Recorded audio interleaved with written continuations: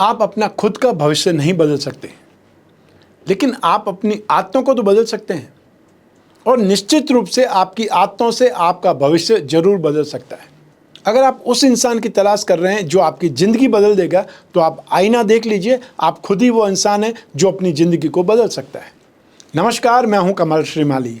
आप सभी का बहुत बहुत स्वागत आपके अपने चैनल में। और 17 जनवरी 2023 को शनिदेव के पुनः कुंभ राशि में प्रवेश के इस विशेष एपिसोड में, यह एपिसोड आपकी राशि पर आधारित है और सिर्फ शनि के गोचर प्रभाव पर ही निर्धारित है।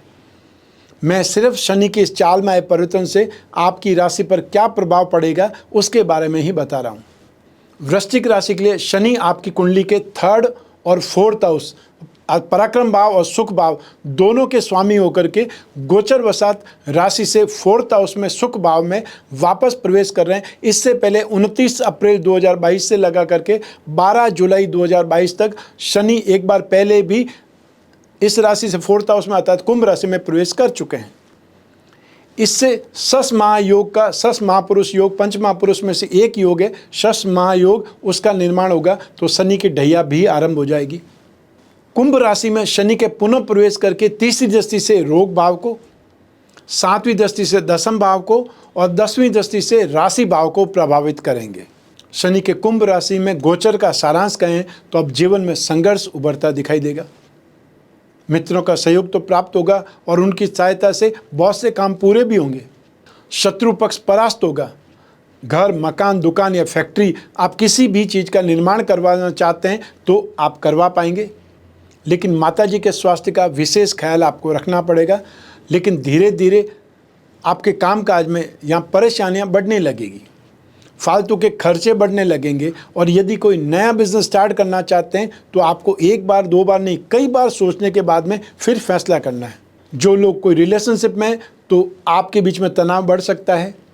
सोचे हुए समझे हुए जो भी काम होंगे वो होंगे तो सही, किंतु समय लगेगा। अतः शनि की 7.5 है, शनि के ढैया में हर काम अवरोध होता है, ऑब्स्टेकल्स आते हैं और बहुत लिंगर ऑन होता है, अतः खींच खींच करके काम होता है। पुराने रोगों से छुटकारा संभव है, स्वास्थ्य सामान्य रहेगा, घर परिवार में वातावरण कलहमय होने लगेगा, अर्थात कलह का वातावरण फिर से पनपने लगेगा, जैसा कि आपने शनि की 7.5 में देखा हुआ है। तो ये कोई स्थिति नई नहीं होने वाली है, आप ऑलरेडी पहले देख चुके हैं, भुगत चुके हैं, वही स्थितियाँ वापस आपकी ज़िंदगी में आएगी, लेकिन थोड़े से कम रेशियो में। आइए अब आपके जीवन के महत्वपूर्ण क्षेत्रों पर शनि के गोचर का क्या प्रभाव पड़ेगा वो जानते हैं। सबसे पहले बात करते हैं आपकी आर्थिक स्थिति की। 21 अप्रैल 2023 तक, जब तक बृहस्पति राशि से 5th हाउस में, शनि राशि से 4th हाउस में, आर्थिक लाभ होने की संभावना निरंतर बनी रहेगी। आप कोई अच्छी प्रॉपर्टी या वाहन खरीद सकते हैं। मकान बनाने या मकान खरीदने का विचार इस समय सफल हो सकता है। इस समय काल में जमीन जायदाद से जुड़ी योजनाएं पूरी होने की संभावनाएं बनेगी। अपने पुराने बिजनेस में या पुराने प्रोजेक्ट में इन्वेस्ट करने से अच्छा फ़ायदा आपको मिल सकता है। इस दौरान आपको मेहनत के अनुसार ही लाभ मिलेगा, अतः जितनी ज़्यादा मेहनत करेंगे उतना फ़ायदा आपको मिलेगा। ढैया होने के बावजूद संघर्ष करते हुए आप अच्छा पैसा कमा सकते हैं या अच्छा पैसा कमा पाएंगे। इस दौरान जो उधार दिए गए पैसों से अच्छा इंटरेस्ट मिल सकता है और यदि ऐसे में आप किसी से उधार लेते हैं तो उस पैसे से और अच्छा पैसा बनाया जा सकता है, लेकिन अपनी रेंज को ध्यान में रखिएगा, लिमिट को ध्यान में रखिएगा। 22 अप्रैल 2023 से बृहस्पति के रोग स्थान में प्रवेश करने से आय में कमी हो सकती है और इसके चलते आपको कर्ज लेने की संभावनाएं बन सकती है। व्यर्थ के काम या व्यर्थ के जो प्रोजेक्ट है उस पर इन्वेस्टमेंट करके, खर्च करके आपको पछताना पड़ सकता है। तो ऐसी स्थिति में जो भी इन्वेस्ट करें, जो भी काम हाथ में लें, उस पर सोच विचार कर लें, लोगों से सलाह मशविरा कर लें, जो एक्सपर्ट है उनकी ओपिनियन लेना ज़्यादा सही रहेगा। जब शनि वक्री होंगे अर्थात 17 जून से 4 नवंबर 2023 तक, तब आर्थिक पक्ष में कई प्रकार की चुनौतियों का सामना करना पड़ेगा। ऐसे में आपको पैसे उधार लेने से बचना होगा, अन्यथा आप कर्जदार बन सकते हैं, वापस चुकाना भारी पड़ सकता है। आप पैसों से जुड़ी कोई बात गुप्त रखने का प्रयास करेंगे, लेकिन वो अंततः सबके सामने आ ही जाएगी। इस समय काल में जब शनि वक्री हो तब इन्वेस्टमेंट बहुत सोच समझ के करना है और एक्सपेंसेस पर कंट्रोल करना बहुत ज़्यादा ज़रूरी है और इस पर सबसे ज़्यादा फोकस रखना है। आइए अब बात करें आपके जॉब, बिजनेस या प्रोफेशन के बारे में।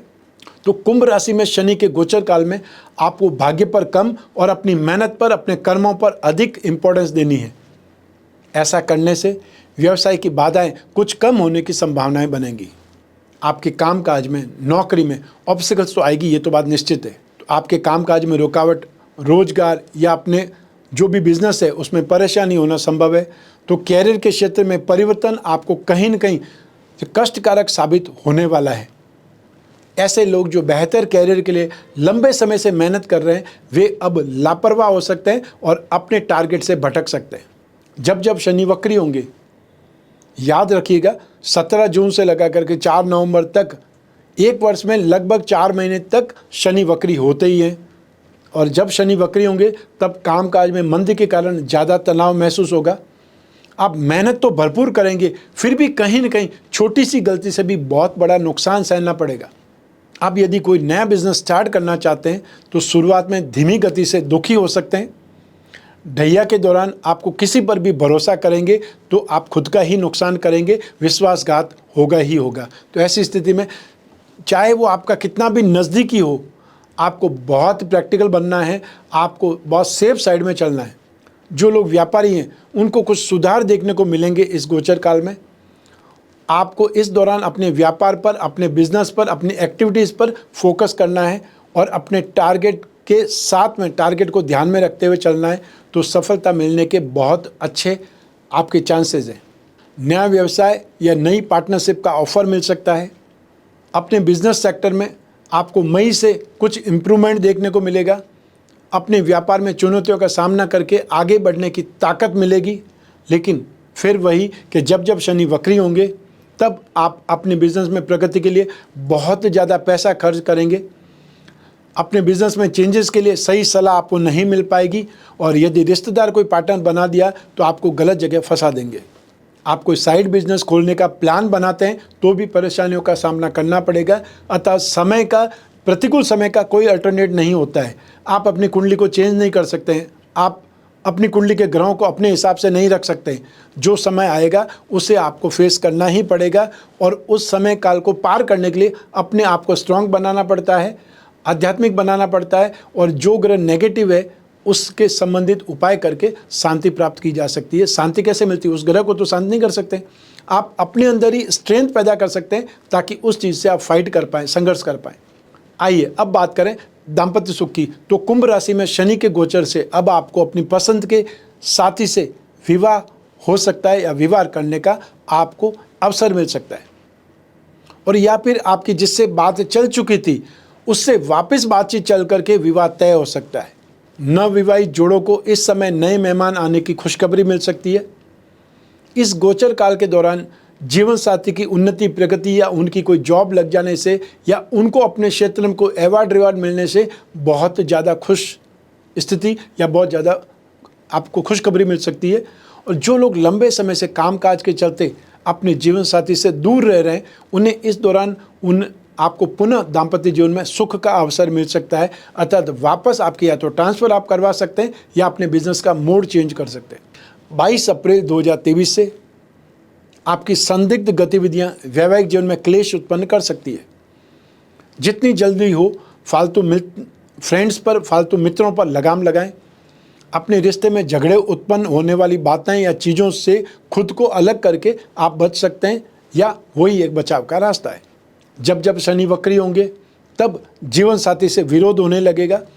अपने वैवाहिक जीवन में आपसी मतभेद देखने को मिल सकते हैं और जो लोग कोई रिलेशनशिप में हैं उन्हें इस दौरान सावधान रहने की सबसे ज़्यादा आवश्यकता होगी, क्योंकि आपके परिवार वालों को आपके रिश्ते की बात पता चल सकती है। जो लोग अपने वैवाहिक जीवन में संतान को लेकर के दुखी है, उन्हें डॉक्टरी इलाज के बारे में सोचना चाहिए।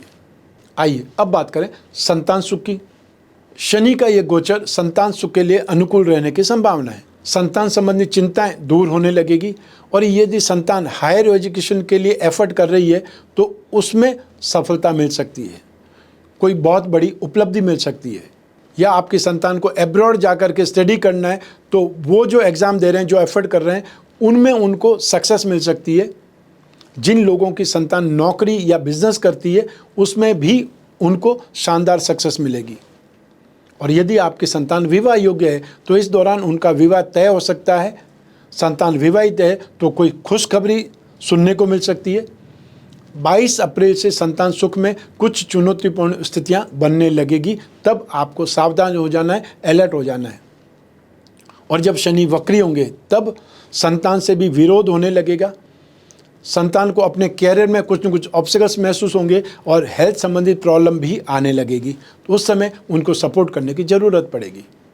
आइए अब बात करें आपके स्वास्थ्य की।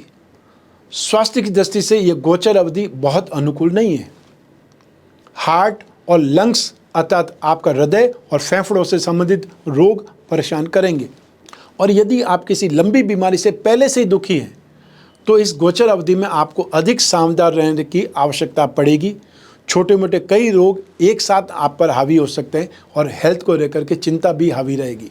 22 अप्रैल 2023 से स्वास्थ्य में थोड़ा बहुत सुधार नजर आएगा, परंतु कुछ समय के बाद में अधिक परेशानियां आने लगेगी। तो जब शनि वक्री होंगे 17 जून से लगा करके 4 नवंबर तक, तब आपके पिता के स्वास्थ्य के लिए समय अच्छा नहीं माना जा सकता है। काफ़ी उतार चढ़ाव से भरा समय काल रहेगा। आप स्वयं कोई वाहन चलाते हैं तो इस गोचर में वाहन दुर्घटना के योग बन सकते हैं। आपको मेडिकल बिल चुकाने के लिए कोई पॉलिसी लेने के बारे में सोचना चाहिए, जिससे आर्थिक संकट आप पर खड़ा नहीं हो जाए। इस समय अवधि में होने वाली कोई भी बीमारी जल्दी ठीक नहीं होगी, वह विकराल रूप धारण कर सकती है। आपको इस दौरान अच्छे डॉक्टर से संपर्क करना चाहिए या अपनी लाइफस्टाइल को चेक करना चाहिए, जिससे नेगेटिविटी से जितना हो सके उतना बचाव हो। और बचाव के लिए शनि के उपाय करने पड़ते हैं। वो उपाय क्या होंगे, आइए अब उसी की बात करें। तो आप वृश्चिक राशि के लोगों को शनि के दान और उपाय जरूर करने चाहिए। आप वृश्चिक राशि वाले लोग काले उड़द की दाल, सरसों का तेल, लोहा या काला कपड़ा, काले तिल, काला कंबल, चमड़े से बनी कोई भी वस्तु या लोहे से बनी कोई वस्तु का दान कर सकते हैं शनिवार को सूर्योदय से 1 घंटे के भीतर, ताकि शनि के अशुभ फलों में कुछ कमी आए। शनि के दूसरे उपाय क्या हो सकते हैं कि शनिवार को प्रातःकाल 1.25 किलो आटे में थोड़े से तिल डाल करके 49 पूरियां आपको तिल के तेल में पकानी है। 49 ही होनी चाहिए, ना तो कम होनी चाहिए ना ज़्यादा होनी चाहिए, ये ध्यान रखना है। और जब पूरियां पकाने के बाद में जो तेल शेष बच जाता है उसमें बैंगन या काले चने की सब्जी स्वाद के अनुसार बनानी है। अब 7-7 पूरी और साथ में सब्जी के 7 पैकेट बना करके अपंगों में या जो असहाय लोग हैं उनमें बांटने हैं। एक और उपाय है कि कांसे की कटोरी या स्टील की कटोरी में तेल भर करके उसमें अपना छाया देखना है, अपना मुंह देखना है और वो तेल आपको दान करना है। आप चाहें तो कटोरी सहित दान कर सकते हैं और आप चाहें तो सिर्फ तेल ही दान कर सकते हैं। यह आपके ऊपर डिपेंड करता है, सामर्थ्य पर डिपेंड करता है।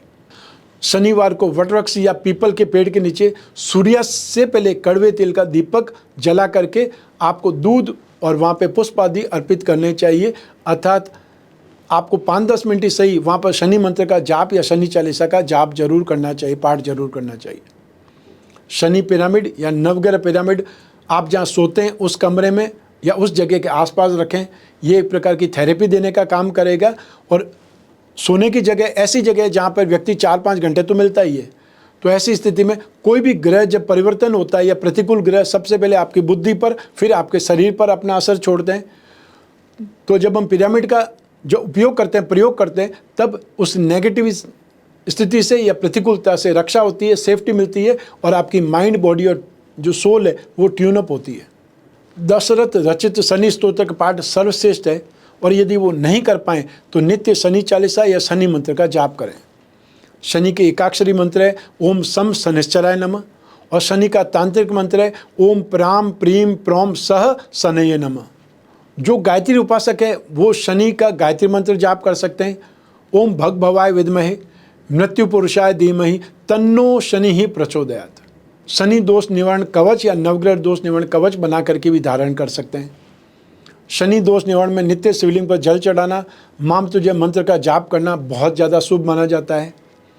जो मैंने उपाय बतलाए हैं उसमें यथासंभव जितना भी आपसे हो सके आपको शनि शांति के उपाय जरूर करने चाहिए, जिससे आपका जीवन सुखद रहेगा, आपको संकट कम आएंगे और आप अपनी मेहनत से जीवन में आगे बढ़ पाएंगे। शनि का ये गोचर फल मैंने आपकी जन्म कुंडली में से एक चंद्रमा को आधार बना करके बतलाया है।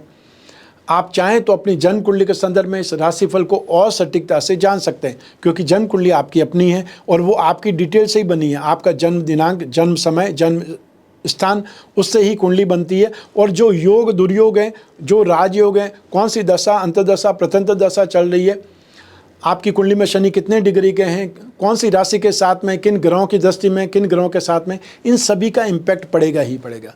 ये राशिफल या ये गोचर फल उसमें कुछ कमी या कुछ वृद्धि कर सकता है।